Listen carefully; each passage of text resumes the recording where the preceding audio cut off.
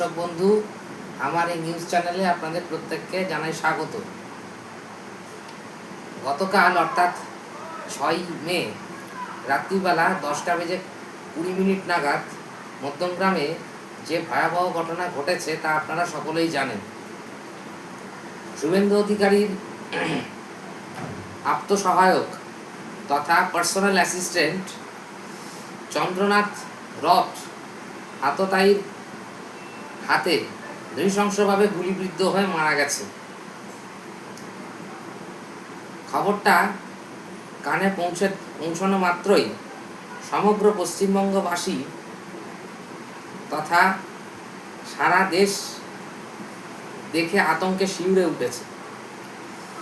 উক্ত ঘটনায় 3 জন দুষ্কৃতী ইতিমধ্যেই পুলিশের জালে ধরা পড়েছে। তাদের মধ্যমগ্রাম থানায় আটক করে রাখা হয়েছে।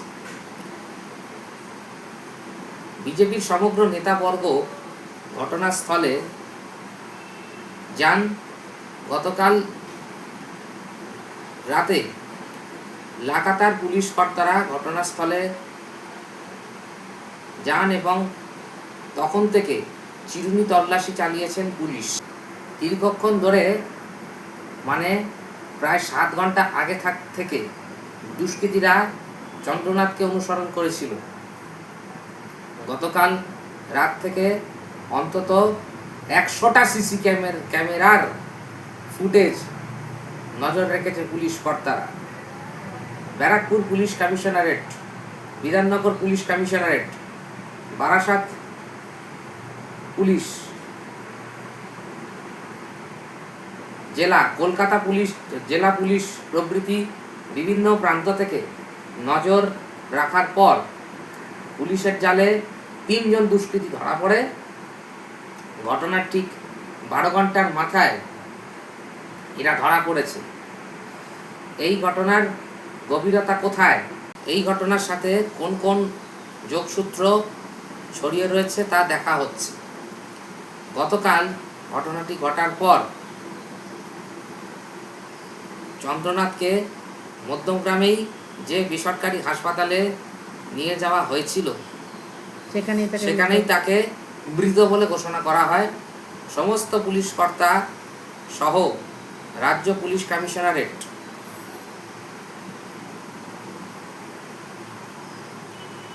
জেনারেল আশ্বাস দেন তদন্তে।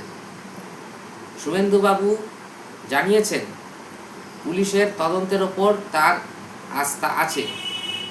চন্দ্রনাথ ছিলেন অত্যন্ত মেধাবী, সদা হাসিখুশি একজন প্রাক্তন বায়ুসেনা বা এয়ারফোর্সের কর্মী। মাত্র 43 বছর বয়সী এক তরতাজা যুবক, অসাধারণ ব্যক্তিত্ব সম্পন্ন এক মানুষ ছিলেন। প্রায় 10 বছর ধরে তিনি ছিলেন শুভেন্দু অধিকারীর ছায়াসঙ্গী। বিজেপি দলের সমগ্র রাজনৈতিক মহল তথা মিডিয়া জগতের মানুষও তার সঙ্গে, মিডিয়া জগতের মানুষের সঙ্গেও তার ছিল হৃদ্যতার সম্পর্ক। তিনি সকলের সাথে মিশতে পারতেন। শুভেন্দুর কাছে পৌঁছানো এবং বার্তা পৌঁছানোর মাধ্যম হয়ে উঠেছিলেন চন্দ্রনাথ। সমগ্র বাংলা জুড়ে যারা সন্ত্রাস চালাচ্ছে তারা কারা আমাদের অনুমান করতে কোনো অসুবিধা হচ্ছে না। সেই সন্ত্রাসের একটা বিরাট নিদর্শন হয়ে গেল এই চন্দ্রনাথের খুনের ঘটনা। পরপর বাইকে করে দুষ্কৃতীরা এসে পরপর 4টি গুলি চালায়। কাজটি করে ভাড়াটে গুন্ডারা। এই বিষয়ে শুভেন্দুবাবুর ভাই দিব্যেন্দু অধিকারী কি বলেছেন আপনারা শুনুন।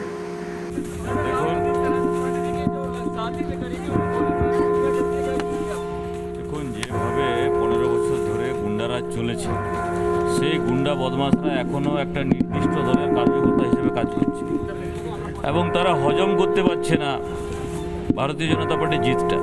আর সেই জন্য বিশেষ কাউকে চমকানোর জন্যে, বিশেষ কাউকে ধমকানোর জন্য এটা করা হয়েছে। কিন্তু পুলিশের উপরে পূর্ণ আস্থা আছে, ভরসা আছে। কালকেই পুলিশ ডিজি ঘটনাস্থলে পৌঁছেছেন, হাসপাতালে পৌঁছেছেন এবং তিনি তদন্ত করছেন। আমার মনে হয় খুব শিগগির তাদের বিহিত ব্যবস্থা হয়ে যাবে, প্রসেসও চলছে। এর মাথা কে আছে তাকে আগে ধরতে হবে, যারা ঘটিয়েছে। এটা সাধারণ ঘটনা নয়, কয়েকদিন ধরে রেকি করে এটা করেছে।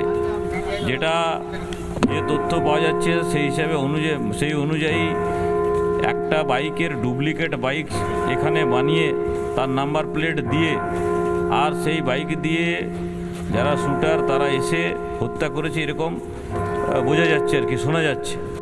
তো সেই জন্য কি আছে, এর মাথা কি আছে, সেই মাথাকে ধরতে হবে। কন্টিনিউ সব জায়গাতে চালাচ্ছে তৃণমূল কংগ্রেসের কিছু গুন্ডা মস্তান, বিজেপির ঝান্ডা নিয়ে কোথাও পার্টি অফিস দখল করার চেষ্টা করছে, কোথাও তৃণমূলের লোককেই পেটাচ্ছে, নিজের যে পুরনো রাগ ওদের গোষ্ঠীকন্দল।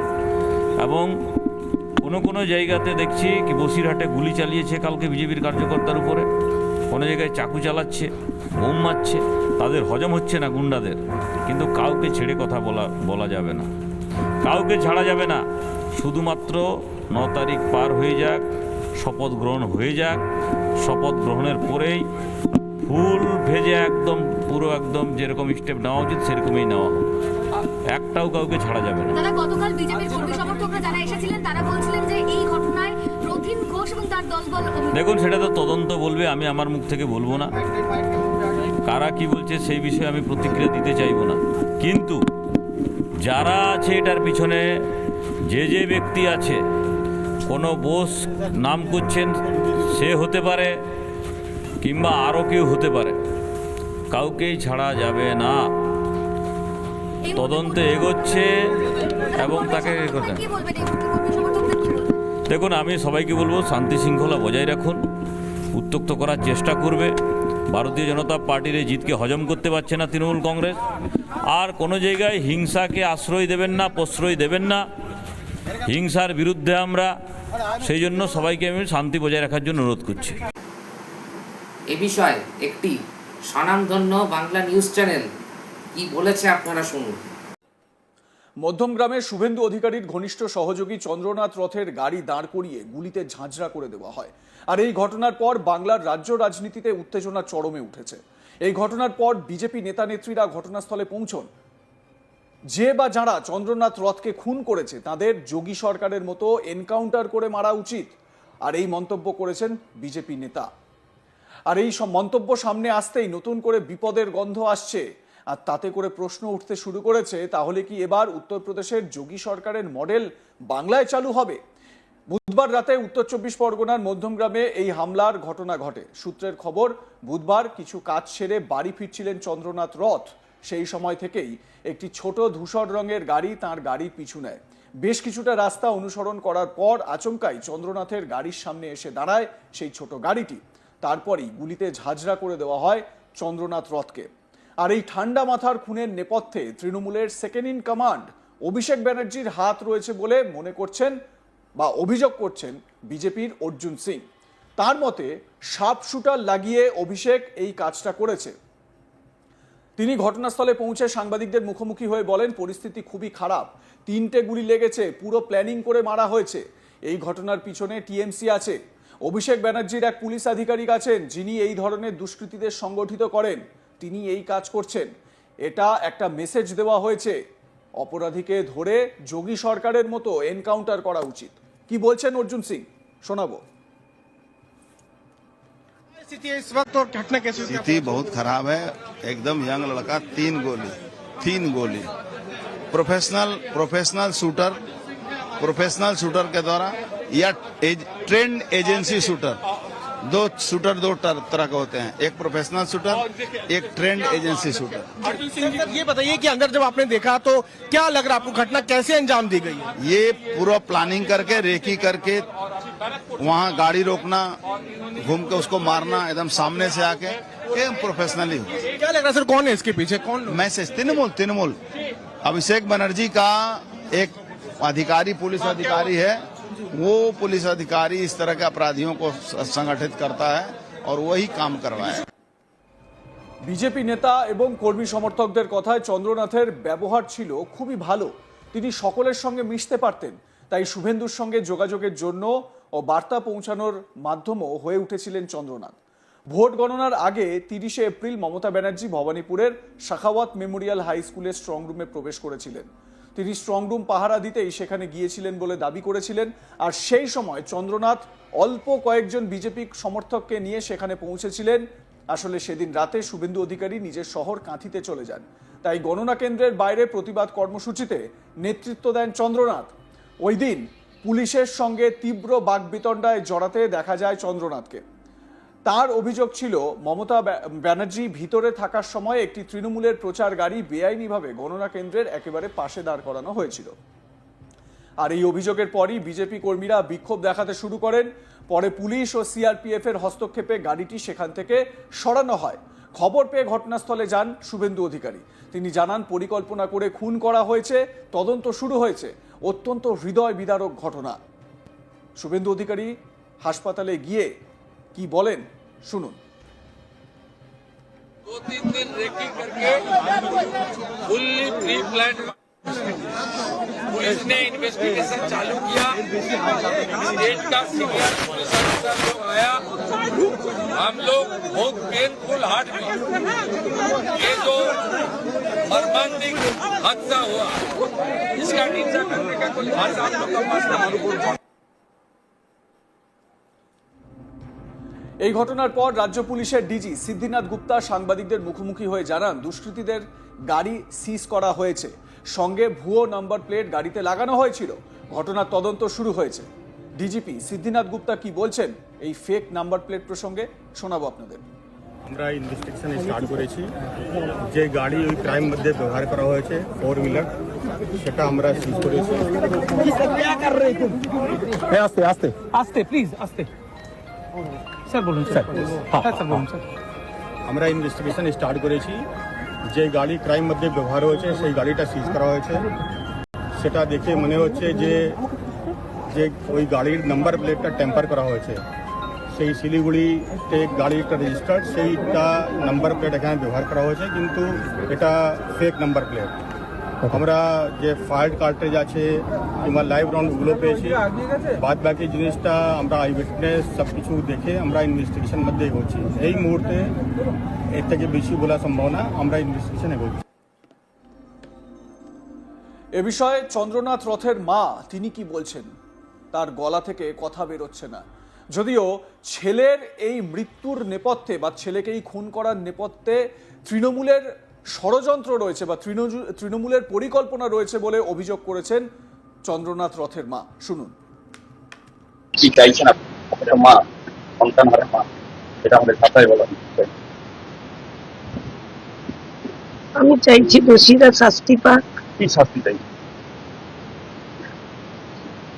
আমি একজন মা, আমি চাইবো না তাদের যাবজ্জীবন কারাদণ্ড চাইছি।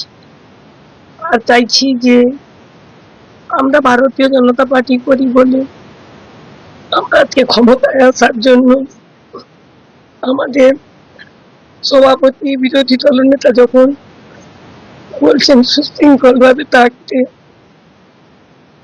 তখন শাসক দলের যারা গরম গরম বক্তব্য দিয়েছিল যে 4 তারিখের পরে দিল্লির কোনো ভাব রক্ষা করতে পারবে না, সেটাই তারা দেখিয়ে দিল। আমি আজকে নতুন সরকার যে গঠন করবে তার কাছে জানাবো যে আমার ছেলের এই মৃত্যুর জন্য শাস্তিটুকু হয়। আমার ছেলে যদি অ্যাক্সিডেন্টে কোনো অঘটন ঘটতো, আমার মনে হয় এত কষ্ট হতো না। তাকে যেভাবে কষ্ট দিয়ে এতটাইরা মারলো, এটা পুরো তৃণমূলেরই সাজানো গল্প। বেন্দুবাবু মমতাকে হারিয়েছে, যার জন্য আমার মনে হয় এই প্রতিশোধ।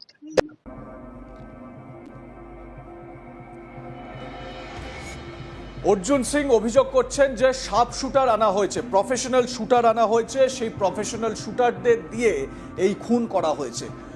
তার বক্তব্য যে অভিষেক ব্যানার্জির, তার অভিযোগ যে অভিষেক ব্যানার্জির একজন পুলিশ আধিকারিক আছে, পরিচিত পুলিশ আধিকারিক রাজ্যের, তাকে দিয়ে নাকি এই ধরনের কাজ করানো হয়। তাকে দিয়ে নাকি এই শার্প শুটারদেরকে কন্ট্যাক্ট করানো হয় বা তাকে দিয়ে এই ধরনের কাজ করানো হয়।